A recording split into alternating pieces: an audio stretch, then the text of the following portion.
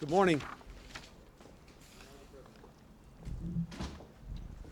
Good morning, ladies and gentlemen. The objective of this White House and everyone who works in it is to improve the lives of the American people and to change their lives for the better. We have been working on that from the beginning. It takes the right people and the right organization to achieve those objectives. For the last several weeks, the Chief of Staff, Mack McLarty, has been working to make appropriate changes in the White House to strengthen our ability to do our job with the American people. I am pleased today to welcome to the White House staff one of the nation's most respected journalists and commentators, David Gergen. I have known David for many years. He is a trusted friend and a dedicated public servant. And by agreeing to accept Mack McLarty's invitation to join the White House team, he is demonstrating one of the qualities for which he is well known, a sense of patriotism that transcends partisanship. David Gergen is a Republican as well as a longtime friend of mine. He is a moderate, pro-change, patriotic American. We have shared many ideas over the years and found much agreement in the work I have done as governor and with the Democratic Leadership Council and in many of the ideas I espoused in the campaign of 1992. I want him to help me make those ideas a reality in the lives of the American people. The message here is that we are rising above politics.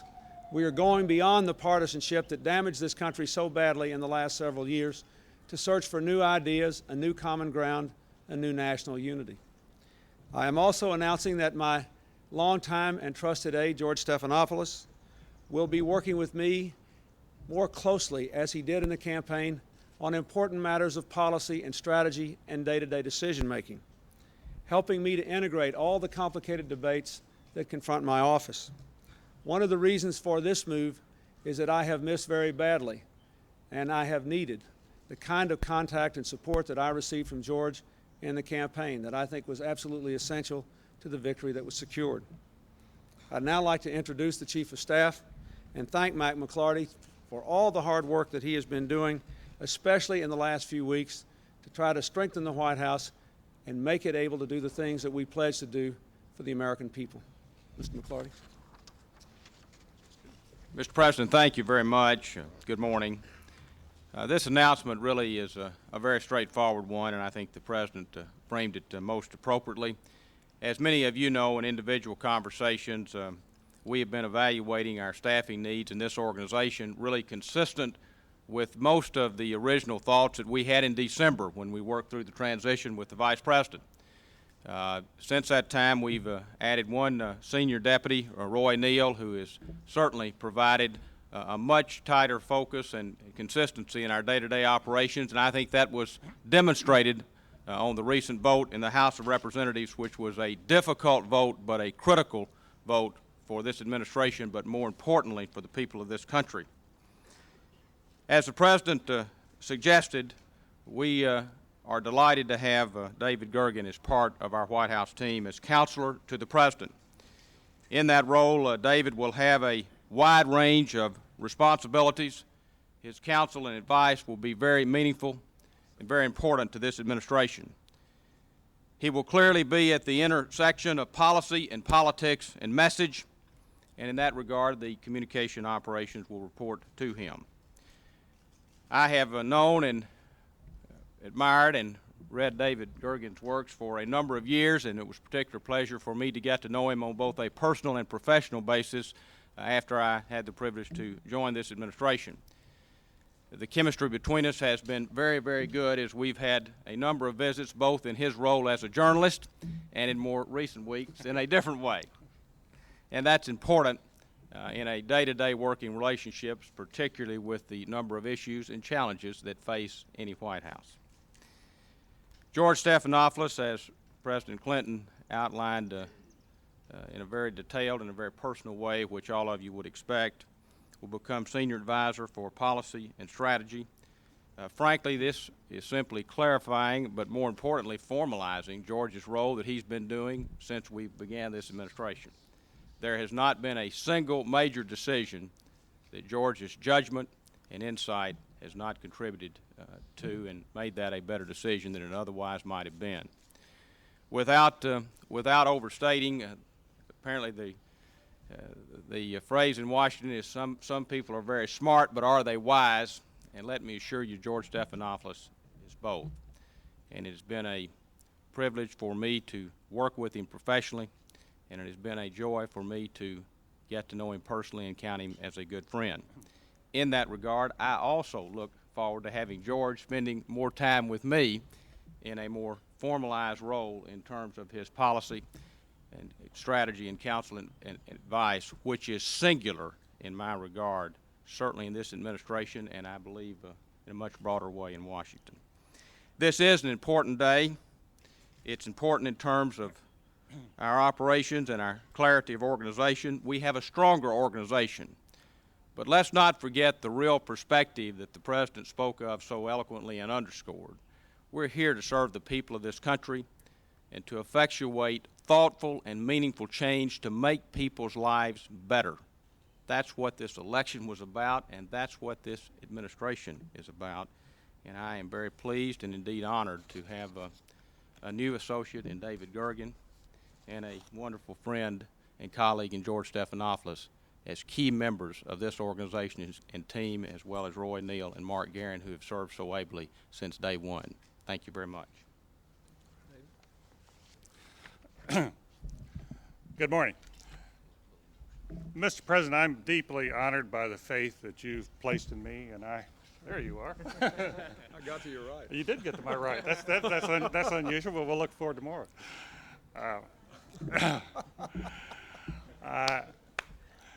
And I hope that in some small way I can help you during these momentous times. I also want to salute you, Mr. President, for reaching out to someone who comes not only from the journalistic ranks, but has proudly worked here in this House for 3 Republican presidents, and asking me to serve at your side, sir. You are indeed honoring your pledge to seek a national, bipartisan government. You recognize this is not a House that belongs ever so briefly to Republicans or to Democrats. It's the people's House. I also want to salute your Chief of Staff, Mack McLarty. In our extensive conversations, he has demonstrated to me just why you chose him to run your operations here at the White House. He is a man of enormous integrity and goodwill. I look forward to working with him as an ally, as a partner, and soon as a friend. Finally, I would like to salute my family. My wife Ann and our son Christopher and Catherine are here. As many of your staff must already be learning, Mr. President, the White House is not easy on family life. The person working here gets most of the glamour. The people back home wind up with a lot of the loneliness. It's a tribute to you, Mr. President, that my family urged me to take this post and come back again. Now, some may wonder why I decided to take up this challenge, especially in view of my background. I hold the old-fashioned belief that when a president asks for help, there is only one good answer. How soon should I start? Patriotism must come before partisanship. The call to service is especially heavy now because a lengthening shadow lies across our nation's future. As incomes fall, jobs disappear, families disintegrate, and tensions of race and class pull us apart. We could leave to our children a society impoverished in body and in spirit. But again and again, we failed to act decisively because of our savage political wars. Whatever our philosophical differences, and clearly there will be from time to time, I may have a philosophical difference here. It is obvious that we must seek common ground. And I believe, sir, we can find common ground in the ideas you have advanced for New Democrats. I agree with many of those ideas. I have written about them in the past. I support them, and I will be proud to help you make that a reality. It is time to move beyond the scorching partisanship that now pervades Capitol Hill, to move beyond the cynicism that now creeps into so much of our reporting, to move beyond old boxes for our thinking. 4 out of our past 5 presidents have left office broken by its weight. This presidency must and will have a better outcome. We cannot afford to wait any longer in addressing America's needs. We must do it now, and I believe we can do it now under the leadership of this president. I'm proud to be here. Thank you.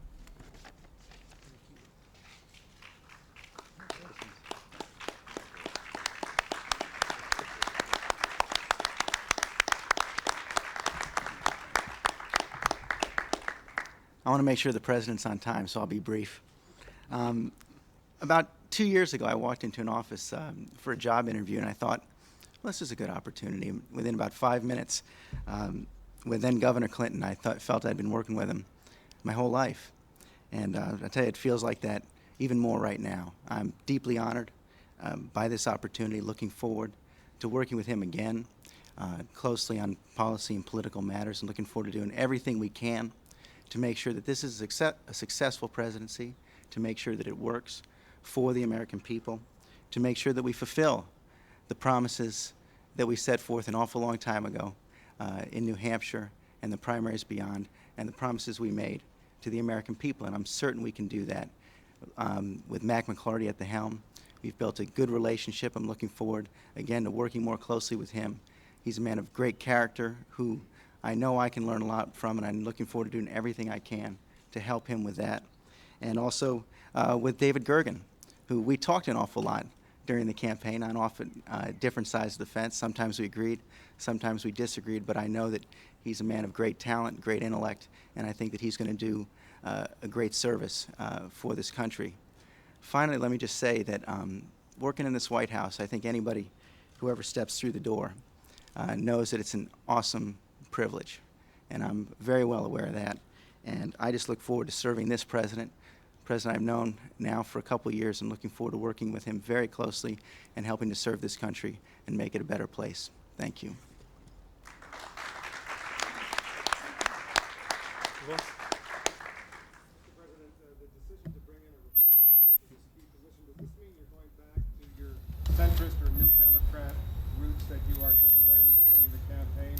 And what does it mean about some of the more controversial decisions recently that suggested you were moving towards the more liberal wing of the Democratic Party, specifically the civil rights Assistant Attorney General nominee, Lanny Guinier? Do you still want her to become the Assistant Attorney General for civil rights? Today I want to talk about David Gergen, George Stephanopoulos, and the White House staff.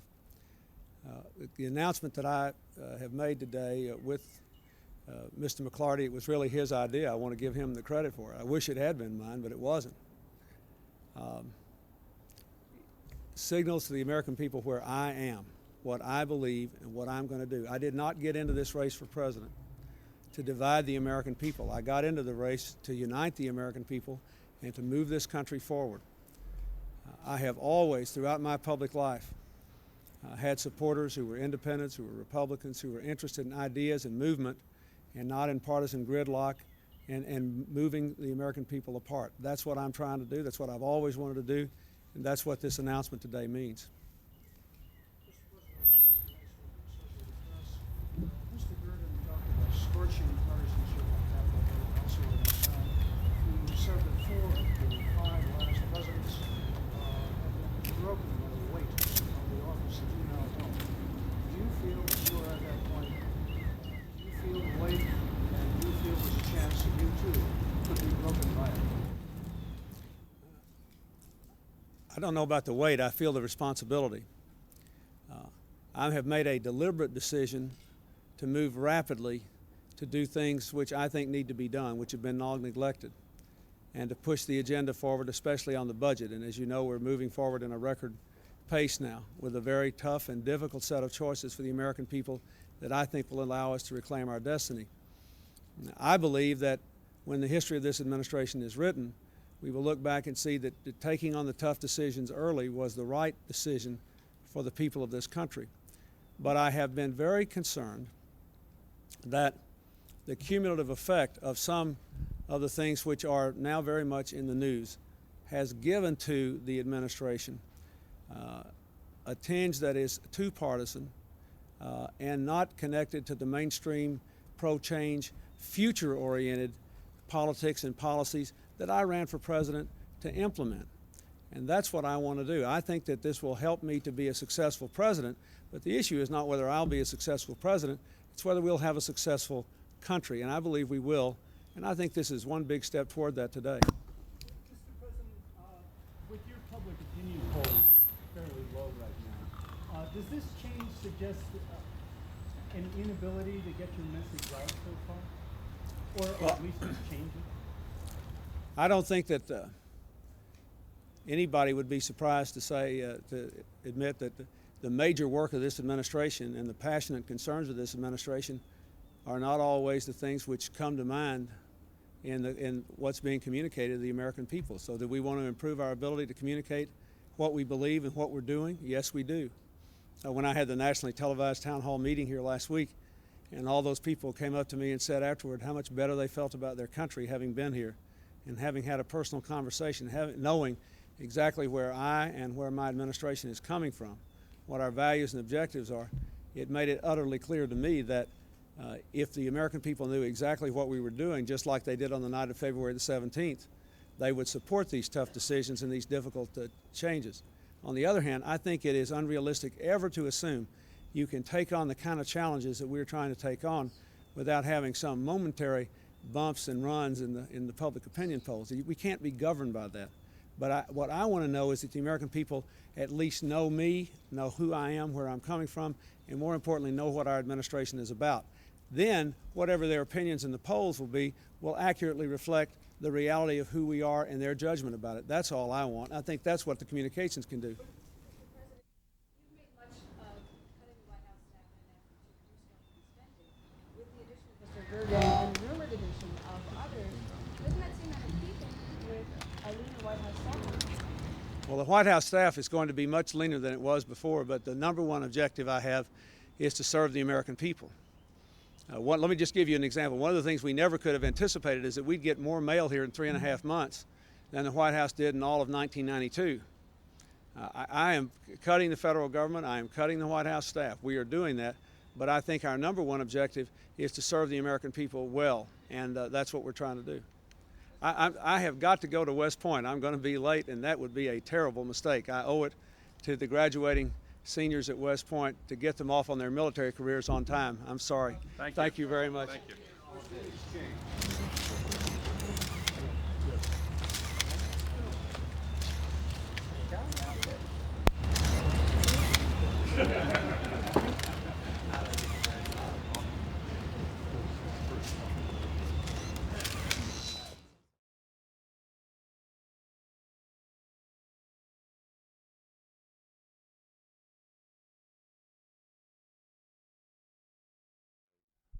Take a heavier responsibility in the briefings, and we're going to have to sort of work this through. We wanted to get this done first, and then we'll come back and work it through as we go. You might assume some of the briefing responsibilities. I would anticipate I would not assume briefing responsibilities.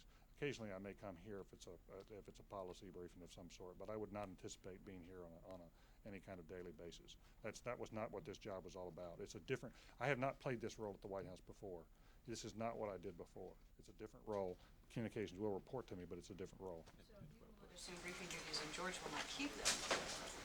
Well, I just suggested that Dee Dee would take heavy responsibilities, and we're going to work it through. Yeah, I think, again, coming from perhaps a background in the private sector and in business, it's rather natural and orderly first to have a transition, which I've spoken to, as has David, for the next week or so. George and Dee Dee will continue the briefings, and I certainly would wholeheartedly concur that George and Dee Dee have done an excellent job on the briefings. So I don't think that will be an issue in the next week or so. Secondly, I think David has outlined very well his role in terms of a counselor's role to the president and being in a very broad advisory role where his input and counsel will be extremely helpful to this administration and moving our agenda forward for the American people in this intersection of policy, politics, and message, which is a concept and a theme that all of you are very well aware of.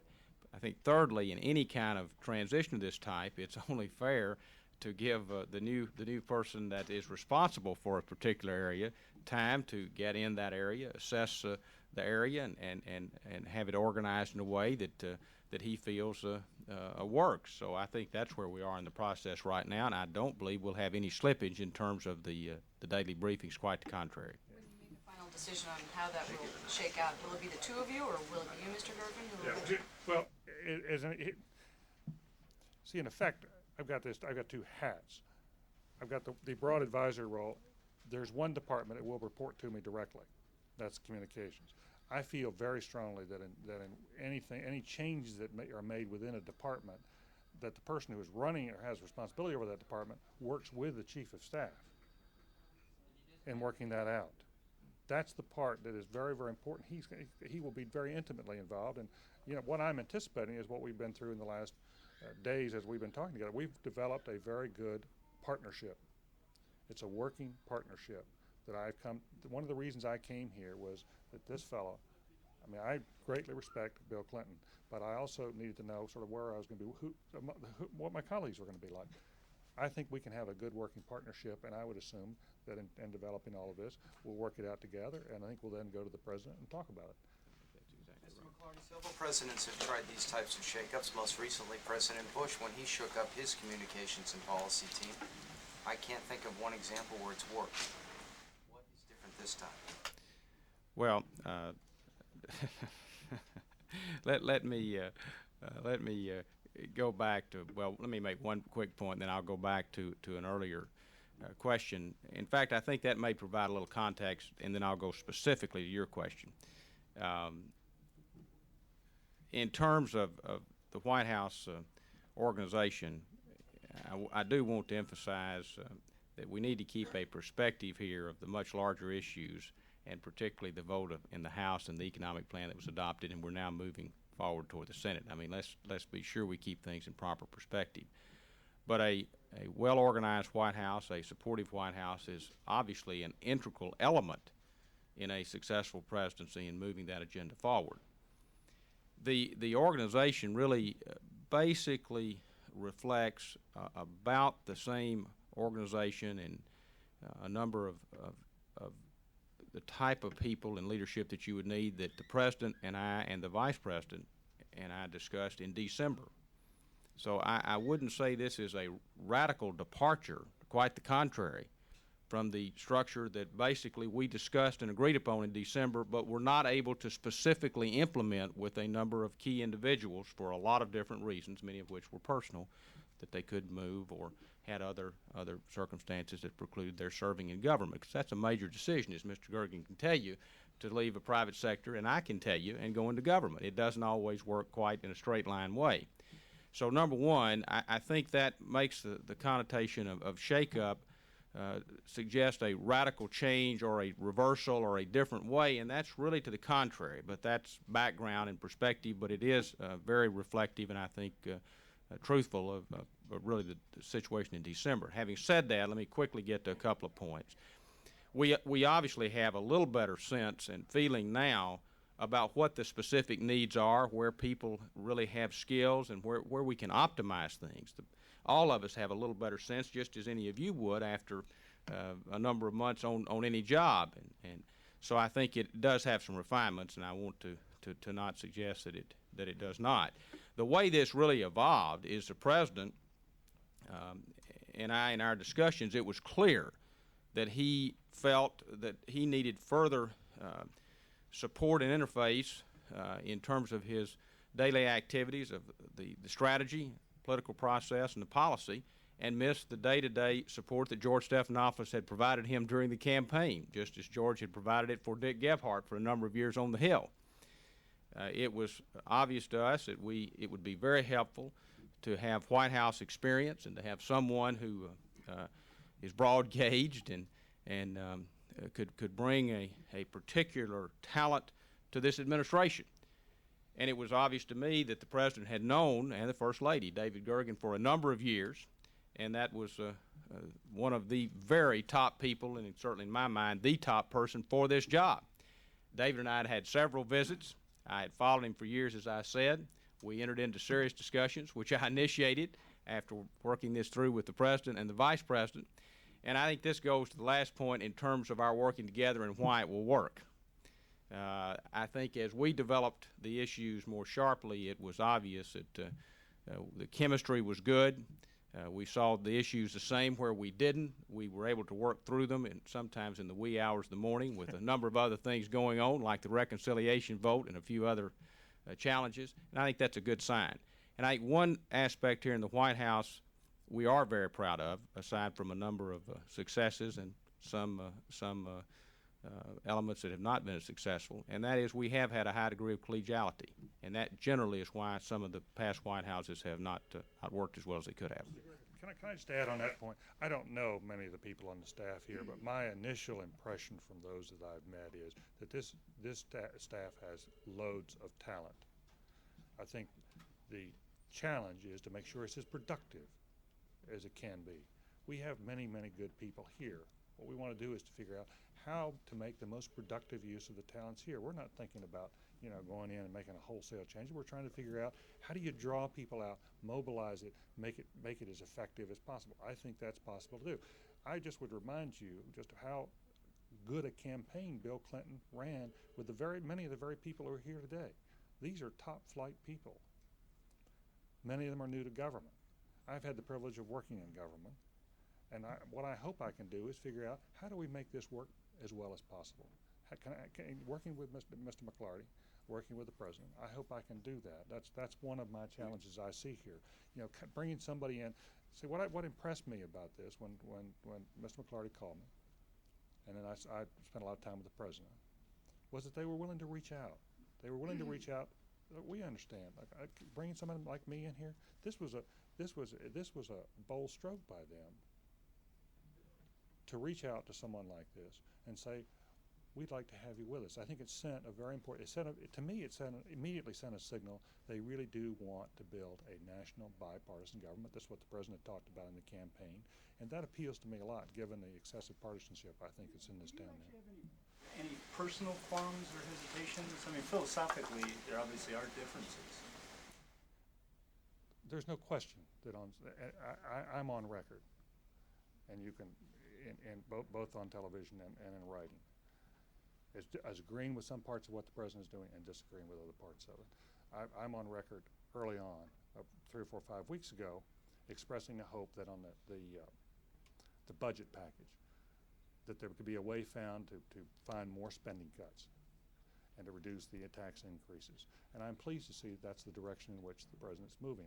I believe that. I said the president's doing the right thing. He's taking on the deficit. My preference was to change the package in ways that I thought would strengthen. That's on the record a lot. I wasn't trying to pin you down. Right, no, I understand that. Issues. Sure, but let me just say this. I come here as I think as a centrist, someone who's, I've taken a lot of hits from the far right over the years as not being conservative enough. And there were times in past administrations when I found I disagreed with some of the people farther out on the spectrum than I was. I'm a right of center centrist, okay?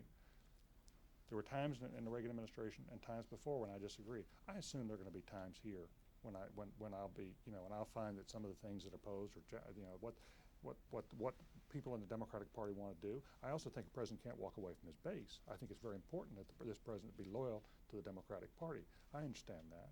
But I think even so, there is a broad middle ground where a lot of Americans say it doesn't make a difference whether you're a Democrat or Republican. The country needs to move forward on these issues, and that's what attracts me here. I strongly believe that it's so important in the 1990s we move forward on the kind of issues that Bill Clinton has addressed. I attacked George Bush in my editorials at U.S. News and said a number of things on television which I think left that president unhappy because I'd worked with him in the past, saying I really felt we needed reforms in the domestic area. This president comes along and presents a reform agenda, a change agenda. I relate to that. I've told the president that. He knows that. I'm pretty close to a lot of what the DLC has been doing is very close to what I believe. And frankly, a lot of what the DLC has been proposing is very close to a lot of things Jack Kemp's been talking about. There is at the center a lot of very innovative thinking going on that goes beyond the boxes and the old think of the 1980s that are new ideas. And I think this president's on the cutting edge of that, and I support him in that. Mr. Gergen, you spoke repeatedly in your initial statement of partisanship. And seek their wisdom and thoughts about how to move the country forward, and make sure the president's aware of that. The president will make the ultimate decisions about what his policy is. But you know, it's been interesting to me to learn. I hadn't been reading much about this in the press. I didn't realize this president was having lunches every Wednesday with CEOs. I didn't know that until I got into this process, and learning that and how he's reaching out. That to me is exactly what I would like to encourage. I think I'm really pleased that those things are already here. I wish I read about them more often, but I haven't. I don't want to start taking shots at the press, but nonetheless, this is going to be a long season. Did you speak to any Republicans, such as Senator Dole, before making this decision? I did not speak to Senator Dole. I did, and if you don't mind, I did speak to some people privately. I did reach out to some Republicans. Now, look, I understand there are going to be I think there will be some Republicans who will misunderstand this, just as I think there'll be some people on the Democratic side who will misunderstand this. I am not turning my back on my Republican friends. Look, you know, I came up through the ranks of politics on the Republican side. I'm proud of that. I'm proud of those. I have many good friends. I hope I can maintain those friendships. I hope people will understand this in the spirit in which it's done. But it would be unethical of me to sort of say, having come up through those ranks, to turn my back. I will not do that. You know, and I said out there today, I proudly served in 3 Republican presidencies. But I do believe, as Bill Clinton has been arguing, it's time to move beyond. We have to find ways to get this country moving. That's what the name of the game is. See, I think we spend so much time in the partisanship, we don't think about the people. And what's happening in the lives of real people. And that's where we ought to be focusing here in Washington. Too many of us have gotten caught up in these games. So are we going to see more of the kind of getting out into the country? I mean, what you've done here essentially is you put Mr. Stephanopoulos into an image creation or image shaping position. No, I think, let me pick up, the answer is no, I don't think that's what George's role will be at all. I think his role will be somewhat similar to his role in the campaign, but we are now governing and not campaigning. I think it will be very similar to the role that he played so well for Dick Gebhardt over the years.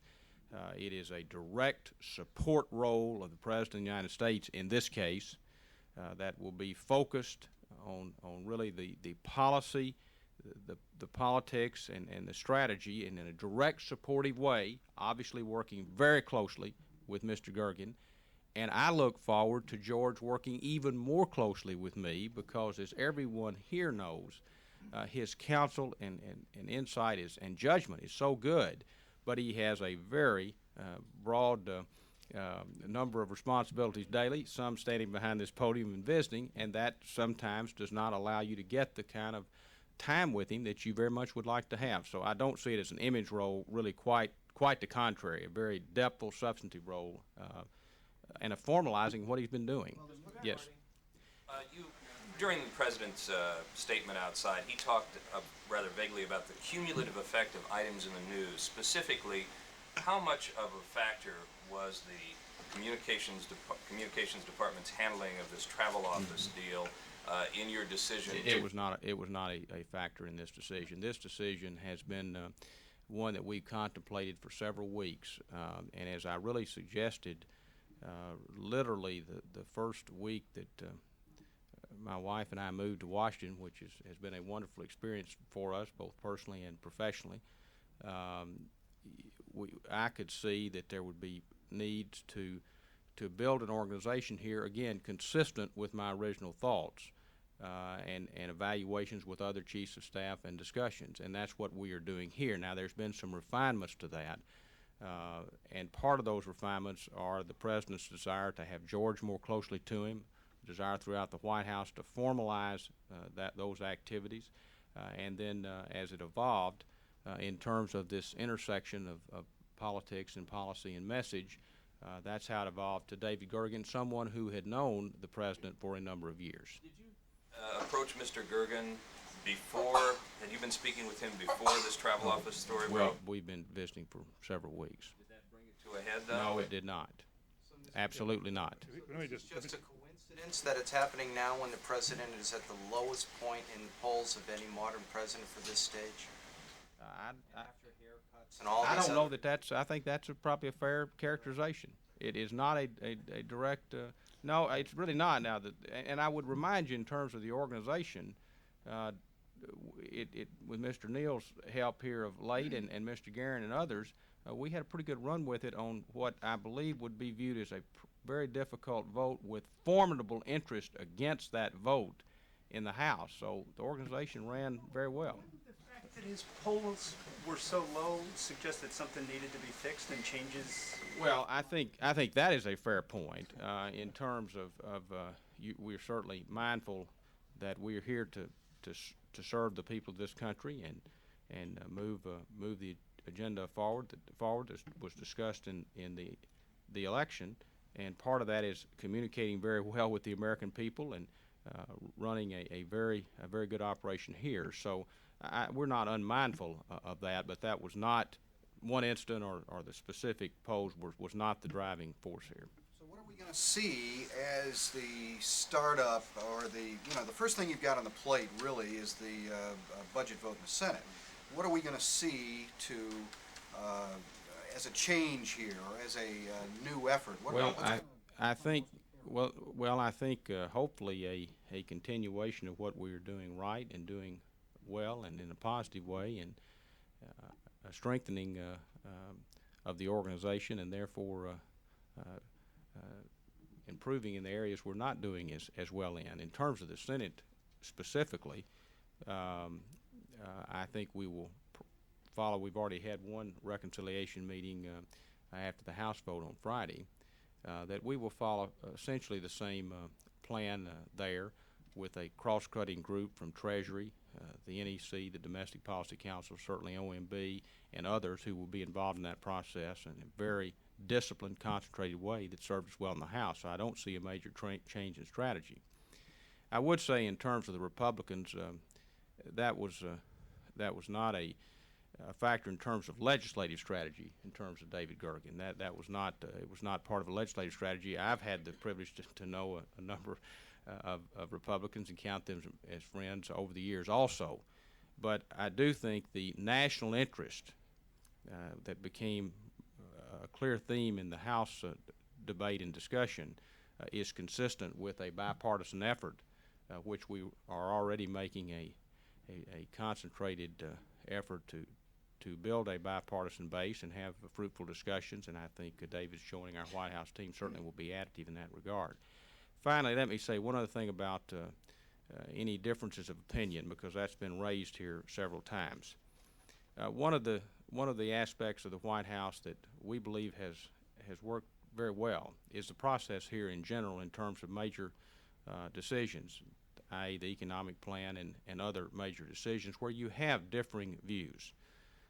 And I've been in almost all of those meetings, and there have been differing views, as you would expect, and I would think you would hope there would be differing views, and you would have discussions and try to reach the best answer you could. That's been done, I think, in a constructive and a positive way, and therefore I think Mr. Gergen's involvement will only be additive to that process. Last question, Wolf. Any prospect at all of getting any Republican senators to support the president's economic plan, realistically? Well, if you're counting votes as closely as we are, that's how we looked at the House vote. Well, as you know, there have been a number of bipartisan efforts in the past, the non-diminution study and others that the Concord Pact is a bipartisan effort that have looked at many of the same issues that this economic plan really addresses. And of course, Senator Bourne and others have had discussions with several Republican senators, and that's certainly been widely reported and publicly reported. So we'll make a concerted effort to do that, and as David already noted, the President has had a number of not just the Republican leadership, but other friends of his of long standing, including Senator Cohen, whom he's known for years, on a personal and a professional basis. Yeah. Can I add a couple things just on a personal note? It's been a privilege of mine in the recent months to have worked on several of these bipartisan national efforts. I'm a member of this non-diminution commission. In fact, spent last weekend with the two of them at a healthcare policy seminar for a couple of days. I was there for the founding of the Concord Coalition. I believe, and I've been recently a member of the Carnegie Endowment for Peace. Winston Lord headed up a national study group on American foreign policy. This is where I come from. I believe very strongly in reaching out and finding common ground. I've helped to found a group out at the Aspen Institute, which is co-chaired by Bill Bradley and Bill Bennett. I serve as the executive director of that. We met last summer for a week, bringing people of different backgrounds and persuasions on the questions of families and children. We're going to meet this summer on the questions of creating jobs in this country. I believe in this. I think we need to find more common ground. I think this president believes in that, and I really fully support him on that. I want to say one thing about the journalism, though, before we leave here. Just from a journalistic standpoint, just so you know this, because I think some of you may think about it. In our visits, our initial visits, I visited with Mack as a journalist. I did not realize at that time, maybe the seeds were planted, that possibly we ought to reach out and get this fellow. But our initial visits were on the journalistic side. Then he approached me about the job. But I do want to say this about, one of the most difficult things for me coming here was to give up journalism. I love the independence of journalism. I love the independent thought. I think you all have, many of you have wonderful, wonderful jobs, even though they're tough to do. But I also have come to understand a lot about what modern journalism is in the last several years. And I do believe in an open door policy. I do believe in respect for the press. I do believe in accountability. And I think that in talking to Bill Clinton, I believe he shares all of those views. And we talked this through. We had a long conversation about relationships with the press and so forth. And one of the things that drew me here was that he agreed with so much of that. I hope that you will, in the months to come, you will sense that. I know some of you perhaps don't sense that. I hope we can convince you, both by word and deed, and by deed, that we do believe in that. Are you going to open this door then?